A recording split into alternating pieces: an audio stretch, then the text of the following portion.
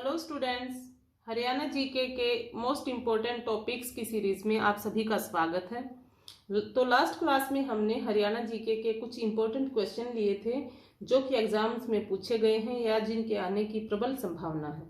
आज की क्लास में भी हम कुछ ऐसे ही मोस्ट इम्पोर्टेंट क्वेश्चन लेंगे। तो चलिए टाइम वेस्ट ना करते हुए स्टार्ट करते हैं अपनी क्लास।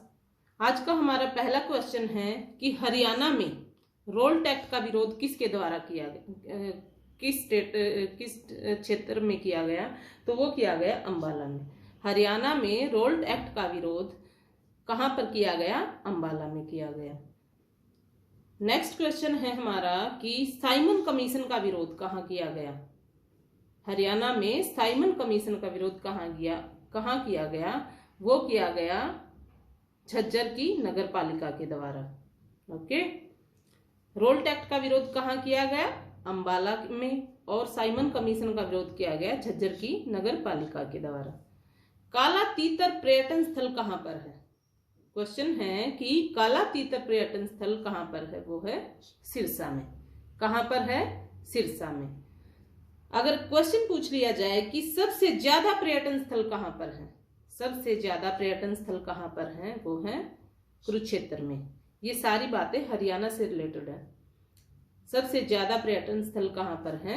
कुरुक्षेत्र में। लास्ट क्वेश्चन था कि काला तीतर पर्यटन स्थल कहां है? वो है सिरसा में। ये तो थे सबसे ज्यादा पर्यटन स्थल जो कि कुरुक्षेत्र में है। लेकिन अगर सबसे कम पर्यटन स्थल पूछ लिए जाएं तो वो कहां है? फतेहाबाद में। सबसे ज्यादा है कुरुक्षेत्र में और सबसे कम है फतेहाबाद में। इस पॉइंट को ध्यान से याद कीजिएगा। कैक्टस गार्डन, क्वेश्चन पूछा जाए कि कैक्टस गार्डन कहाँ है? तो कैक्टस गार्डन है पंचकुला में। एक क्वेश्चन यहाँ पर बन सकता है कि एशिया का नंदनवन किसे कहा जाता है? एशिया का नंदनवन किसे कहा जाता है? वो कहा जाता है कैक्टस गार्डन को। ओके, अब क्वेश्चन बनता है कि खोल ही रैतान वन्य जीव अभ्यारण्य कहाँ पर है? वो है पंचकुला में। खोल ही रैतान वन्य जीव अभ्यारण्य कहाँ है? पंचकुला में। इस तरह के क्वेश्चन आपको मैच करने के लिए दिए जा सकते हैं। जैसे एक तरफ दे देंगे कि खोल ही रैतान और दूसरी तरफ दे देंगे जो उससे रिलेटेड क्षेत्र है। और ऐसे ही जैसे काला तीतर पर्यटन स्थल सिरसा, ठीक है, जैसे कैक्टस गार्डन पंचकुला। तो इन सबको आपको मैचिंग करने के लिए दिया जा सकता है। टिकिटर ताल यानी कि टिकिटर जो झील है, इसको झील भी बोला जाता है, ताल भी बोला जाता है। तो ये टिकिटर झील कहाँ है? ये है पंचकुला में। टिकिटर झील कहाँ है? पंचकुला में।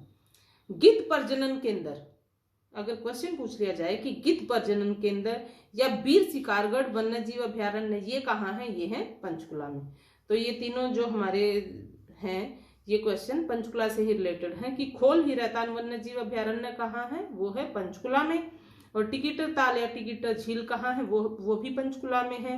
गिद्ध प्रजनन केंद्र कहाँ है? वो भी पंचकुला में। वीर शिकारगढ़ वन्य जीव अभ्यारण्य पंचकुला। और एक और क्वेश्चन है पंचकुला से कि रेड बिशप पर्यटन केंद्र कहाँ है? कौन सा पर्यटन केंद्र? रेड बिशप ये कहाँ है? ये भी है पंचकुला में। और अगर मोरनी की पहाड़ियां पूछ ली जाए तो मोरनी की पहाड़ियां भी पंचकुला में है।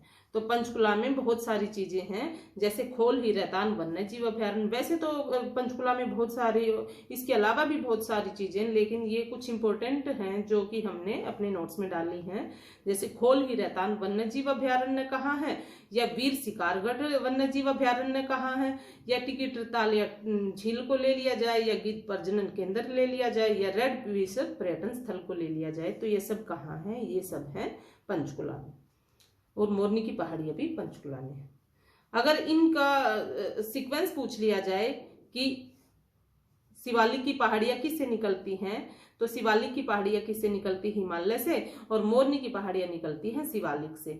तो इनका क्रम पूछा जा सकता है। तो मोरनी की पहाड़ियां निकलती है शिवालिक से और शिवालिक की पहाड़ियां निकलती हैं हिमालय से। और ये क्वेश्चन HCS में बन चुका है। अब नेक्स्ट हमारा क्वेश्चन है कि 1857 की जो क्रांति है, 1857 की क्रांति, उसमें हरियाणा से पहली फांसी किसको दी गई? वैसे तो मंगल पांडे को दी गई थी पहली फांसी, लेकिन अगर प्रॉपर हरियाणा की पूछी जाए तो 1857 की क्रांति में हरियाणा का वो कौन सा बंदा था जिसको पहली फांसी दी गई, तो वो है झज्जर के अब्दुल रहमान खान। किसको दी गई? झज्जर के अब्दुल रहमान खान को फांसी दी गई, जो कि हरियाणा से रिलेटेड थे। कब दी गई? 23 अक्टूबर 1857 को। कब दी गई? 23 अक्टूबर 1857 को दी गई।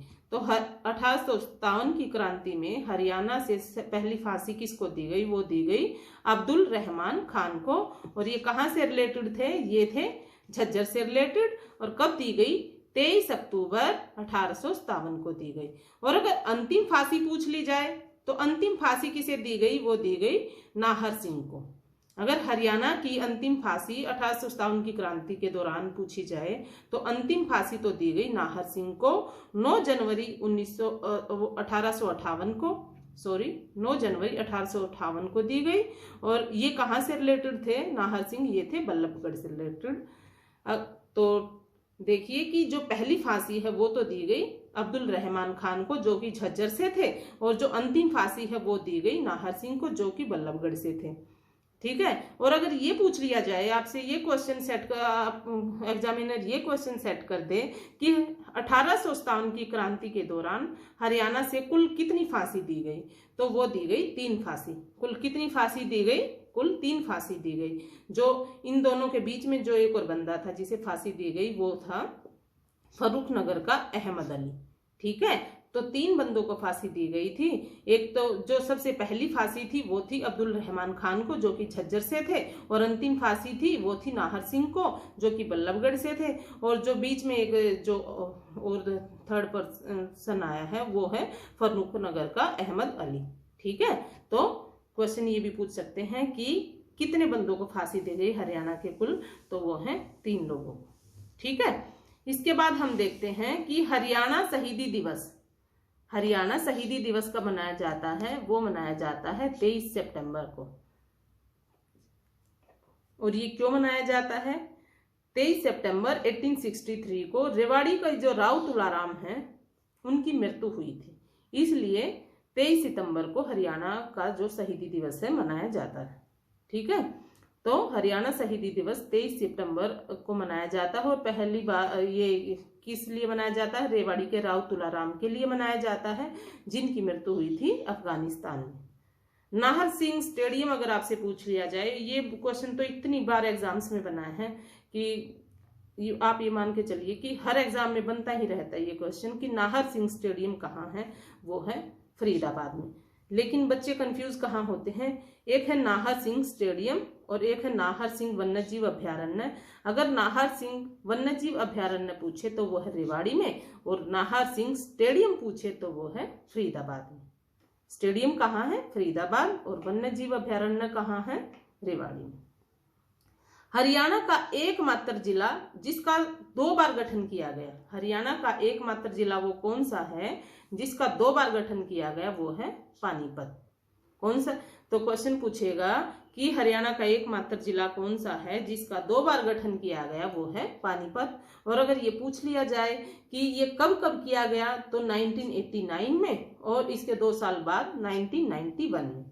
तो हरियाणा का एकमात्र जिला जिसका 2 बार गठन किया गया वो है पानीपत, और 1989 में किया गया, 1991 में किया गया। अब अगर करनाल से रिलेटेड कुछ फैक्ट ले लिए जाएं, जैसे कि अंग्रेजों द्वारा बनाया गया पहला शहर कौन सा था? वो है करनाल। अंग्रेजों द्वारा बनाया गया पहला शहर कौन सा था? करनाल। करनाल से भी एग्जाम्स में एक क्वेश्चन तो बन ही जाता है। तो अंग्रेजों द्वारा बसाया गया पहला शहर था करनाल। अंग्रेजों की पहली छावनी कहाँ पर स्थापित की गई? वो की गई करनाल में। अंग्रेजों द्वारा पहली छावनी कहाँ पर? हरियाणा की बात है यहाँ पर, ना कि इंडिया की। तो हरियाणा में अंग्रेजों की जो पहली छावनी है वो कहाँ बनी? वो बनी करनाल में। और अंग्रेजों द्वारा बसाया गया हरियाणा में पहला शहर भी करनाल था। करनाल को हरियाणा का पेरिस भी कहा जाता है। अगर क्वेश्चन पूछे कि हरियाणा का पेरिस किसे कहा जाता है, तो वो कहा जाता है करनाल को। ठीक है।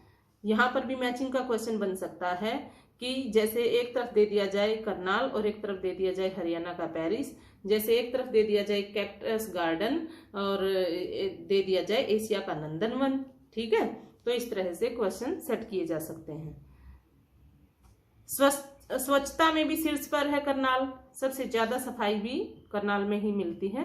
ठीक है, और बासमती चावल का कटोरा बोला जाता है इसे, या धान का कटोरा बोला जाता है। और नेशनल डेयरी इंस्टीट्यूट कहाँ है, वो भी करनाल में है। ओके, अब हम देखते हैं कि हरी भूमि समाचार पत्र, ये हरी भूमि जो समाचार पत्र है ये कहाँ का था, ये था रोहतक का। हरी भूमि समाचार पत्र कहाँ से निकलता था, रोहतक से। एक क्वेश्चन बनेगा कि हरियाणा की माटी से निकलने वाला अखबार कौन सा है, और ये क्वेश्चन पहले भी बन चुका है कि हरियाणा की माटी से निकलने वाला अखबार कौन सा है, वो है हरी भूमि। ठीक है, तो चलिए आज की क्लास को हम यहीं विराम देते हैं और मिलते हैं अपनी नेक्स्ट क्लास में कुछ और इम्पोर्टेंट टॉपिक्स के साथ। और हाँ, यदि आपको क्लास अच्छी लगी हो तो चैनल को सब्सक्राइब करें, वीडियोस को लाइक करें और अपने दोस्तों को शेयर जरूर करें। तब तक के लिए thank you and good bye.